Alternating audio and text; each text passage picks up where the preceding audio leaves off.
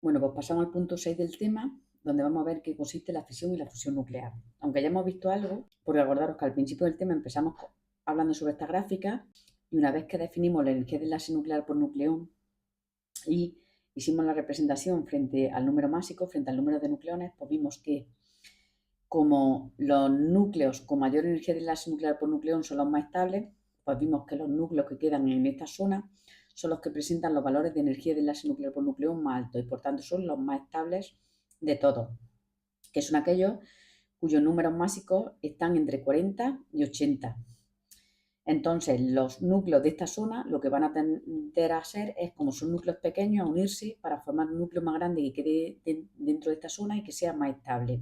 Como el núcleo que se forma es más estable, pues la reacción implica una liberación de energía. Y estas reacciones son las que se conocen como de fusión nuclear. Las tenemos aquí. Y los núcleos que aparecen en esta zona, que son los grandes, pues lo que van a tener tendencia es a romperse y a formar dos o más núcleos que queden dentro de esta zona. Como también en los núcleos que se forman son más estables, o sea, presentan menos energía, pues la reacción también va a implicar una liberación de energía. Y estas reacciones en las que un núcleo grande se rompe para dar dos o más núcleos más pequeños se conocen como reacciones de fisión nuclear, que son las que tenemos aquí. Aquí tenéis lo que yo acabo de decir hablando. Ahora, vamos a ver más detenidamente en qué consiste la fisión nuclear. Bueno, pues como acabamos de ver, la fisión nuclear, hemos dicho, consiste en que se rompe un núcleo grande y da lugar a dos más núcleos más pequeños que presentan mayor energía de enlace nuclear por nucleón y por tanto son más estables. Ahora, para que se produzcan estas reacciones, pues normalmente lo que hacen es que el núcleo pesado se bombardea con neutrones y en ese proceso se van a liberar más neutrones y gran cantidad de energía. Nos dice que la fisión nuclear, como ya hemos dicho, es una reacción exotérmica porque se desprende energía y va a presentar un efecto de masa positivo. Y ahora me dicen aquí que se bombardea con neutrones y no con otras partículas. ¿Por qué? Porque como el neutrón no tiene carga, al hacerlo impactar con el núcleo, que es muy pequeño y es donde están los protones, pues se evita que presenten o que aparezcan más repulsiones entre los protones, porque imaginaros que en lugar de utilizar un neutrón que no tiene carga, se hace impactar con un protón, pues aumentarían las repulsiones entre las partículas del núcleo. Entonces, fijaros, la reacción de fisión nuclear, pues los primeros que la estudiaron fueron los alemanes Hahn y Strassmann, y lo que hicieron es que bombardearon un núcleo de uranio 92-235 con un neutrón y vieron que en esta reacción se producía un núcleo de bario y un núcleo de criptón y se liberaban tres neutrones.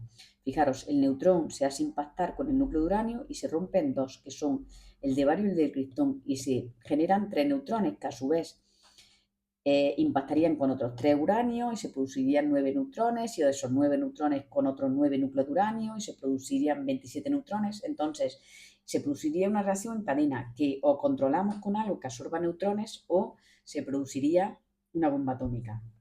Entonces, hemos dicho que la reacción es exotérmica, que sepáis que, esto como curiosidad, que el defecto de masa es de 0,2154 UMAS y con ese defecto de masa la energía que se desprende es de unos 200 megaelectronvoltios por núcleo de uranio.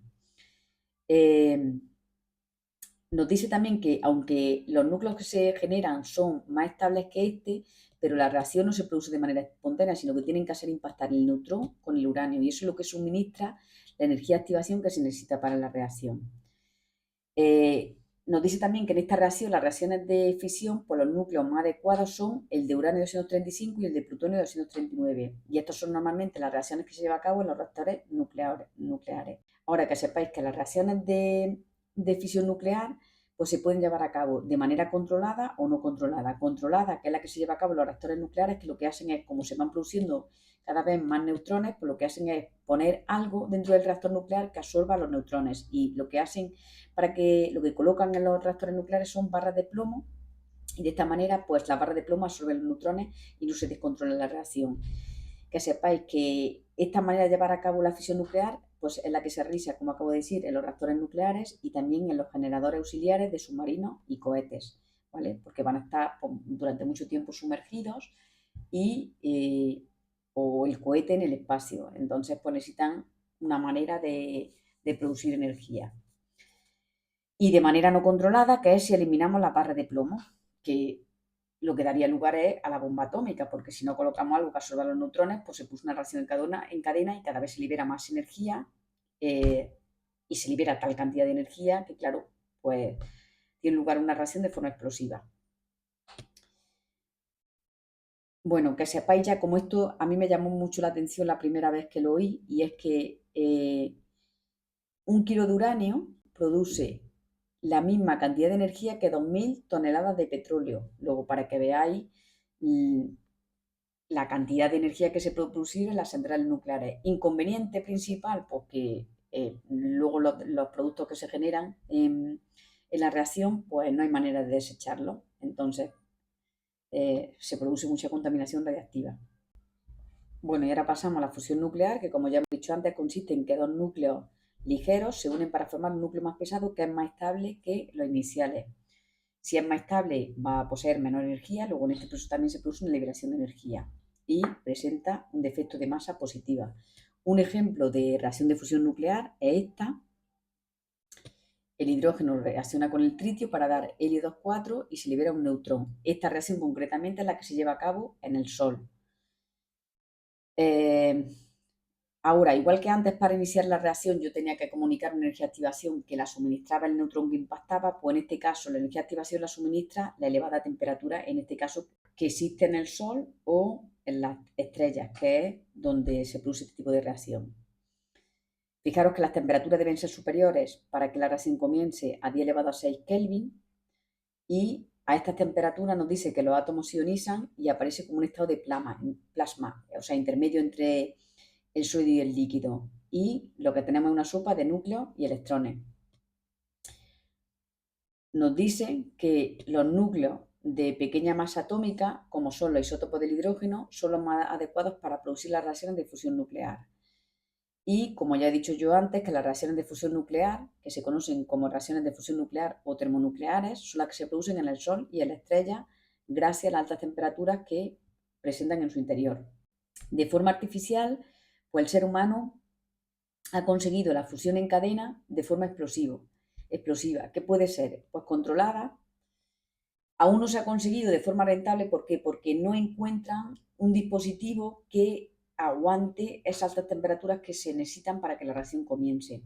De todas maneras, hay varios proyectos que están estudiando esto, y uno de ellos se está desarrollando en el Centro Europeo ITER.